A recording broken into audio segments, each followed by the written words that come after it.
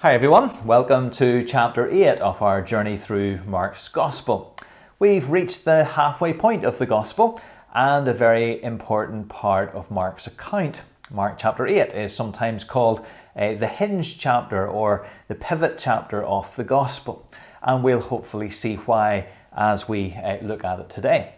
The chapter begins with Jesus feeding a large crowd of 4,000, a journey by boat, a conflict with religious leaders, a discussion about bread and a healing. And we've already seen that pattern back in chapter 6. It emphasizes the repeated difficulties that the disciples had seeing who Jesus was.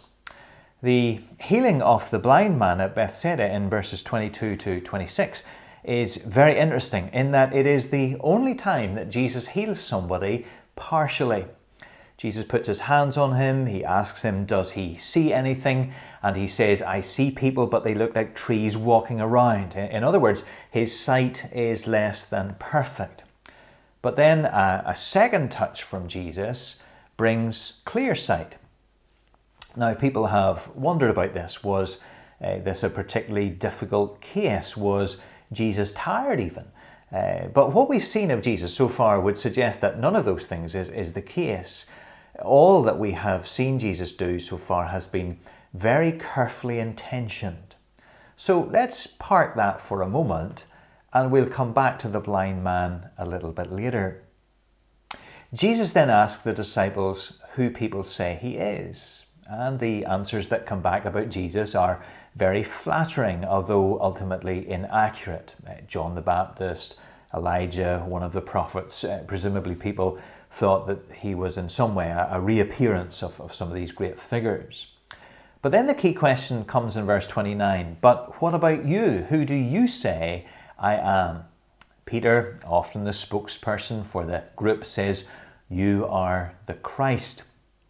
Now what Peter says here is very, very significant. It is what Mark has told us right at the beginning of the Gospel. It is saying that Jesus is God's long-awaited rescuer. And it implies really that he is also then God's Son. For Peter or any Orthodox Jew to confess this is absolutely remarkable. But because of how Mark introduced Jesus to us at the start of his account, we have been in this privileged position of knowing Jesus' identity and watching the disciples come to that understanding too. Now, you might have thought that Jesus' next words would be, great, finally, now get out there and tell people about me. But you notice that it says that he warned them not to tell anybody about him. And the reason for that becomes clear.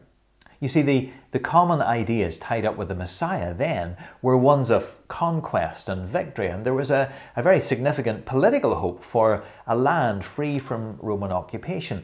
But in the very next verse, Jesus begins to tell them that he must suffer and die. And that was alien to any concept that they had of Messiah, and Peter rebukes him sharply. Jesus famously says, get behind me, Satan, you do not have in mind the things of God, but the things of men. So the temptation, you see, is coming through Peter for a crossless mission. And it is just that, it's a temptation. And this helps us understand, I think, the two-stage healing earlier of the blind man. He is actually a visual aid to help us understand and the disciples understand themselves. They have come to see who Jesus is, but not clearly. They need further help from Jesus to see clearly. And that's what happens. From this time on, we see Jesus spending more time with them, teaching them about his mission. They have understood his identity, that he is the Son of God, but they need to see now that he has come to die. Indeed, you might notice in verse 31 that the word must occurs twice. He must suffer, he must die. And that's often used in the Bible to signify that this is the outworking of a divine plan. This is the way that the Messiah will conquer, and the disciples must understand that. Now, if a path without a cross is not going to be a possibility for Jesus, he then makes it clear that neither is it a possibility for those who choose to follow him. They must deny themselves and take up their cross and follow him. Now, to take up your cross was an invitation to die. And if we follow Christ, we must die. We must die to ourselves, to our efforts at self-justification, relying rather on His work for us, to our right to run our own lives, looking rather to Him to be our Lord. This seems like a crazy loss of our lives, a giving over of our lives, but it is actually the way to save our lives, Jesus says. And ultimately, it is what really matters. If this is true, if Jesus offers us a transformed heart and a new relationship with God, then what good would it be to have the whole world, and as Jesus says, to miss that, to lose our soul? Without doubt, as we have spent these days in Mark's Gospel, we are seeing Jesus more clearly. But I'd imagine that for most of us, there's more to see, and there's more to see more clearly. So, read chapter 9. I'll see you tomorrow.